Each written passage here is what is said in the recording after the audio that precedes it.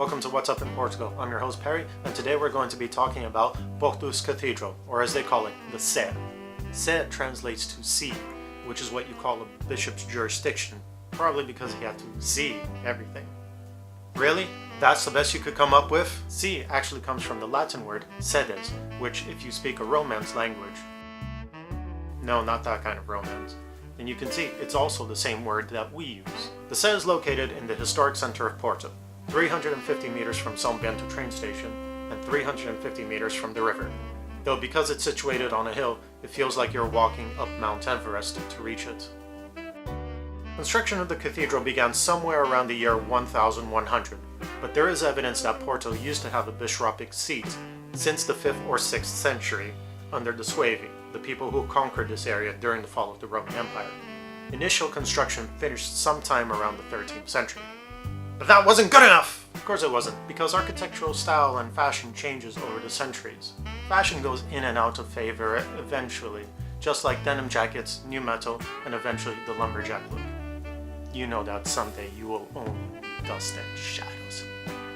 I'm not jealous! The cathedral is designed just like the Latin cross. Most Western European Catholic churches are, with the nave at the bottom, the transepts in the center, and the choir up on top. The main church itself is of Romanesque architecture, as you can see from its bulky design, straight lines, thick walls, stout columns, and small windows. During the 13th century, the Gothic architectural style began appearing across Europe, and you can see examples of this with the large window at the bottom of the nave and its stained glass, the pointed arches, the buttresses, that's these things jutting out here, and other architectural stuff. The best example of this is the cloisters on the right side as you enter. It's one of the best parts, that's why you have to pay to enter.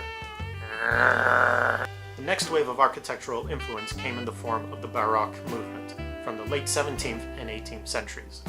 This architectural style is more apparent in other buildings throughout the city and the country, but the clearest example of this is the loggia on the side of the building, designed by the Italian architect Nicolao Nazzoni.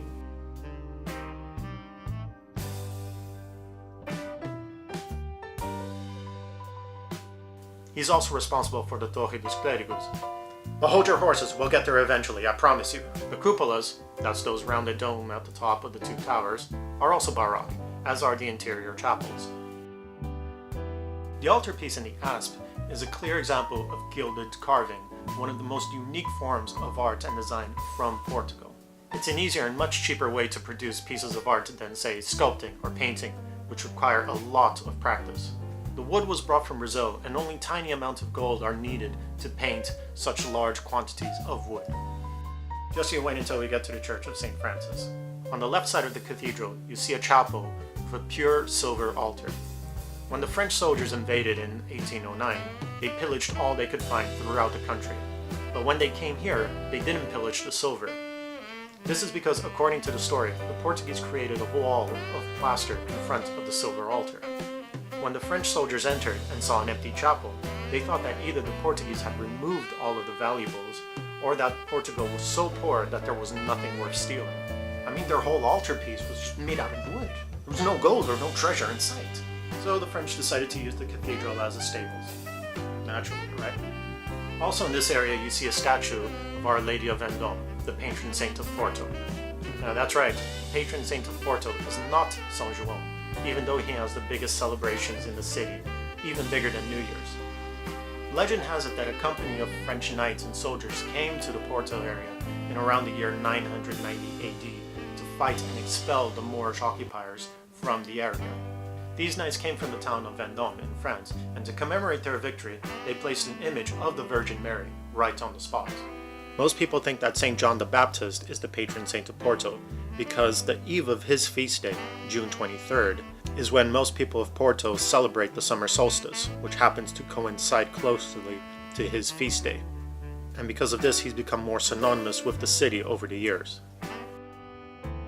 But now you know the truth. Should get you some points in your next pub quiz. Outside you can see a statue of Vimara Pérez.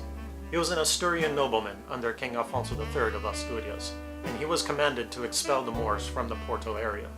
After expelling the Moors, he was granted the title of the first Count of Portugal. He also founded a city in the north, close to Braga, and gave it his name, calling it Guimarães, which over the centuries became known as Guimarães. You can see the dates underneath his statue, 868 to 1968. He became a count in the year 868, and they erected this statue to commemorate the anniversary in 1968. It doesn't mean he was 1100 years old. He is definitely not as old as Bob Small.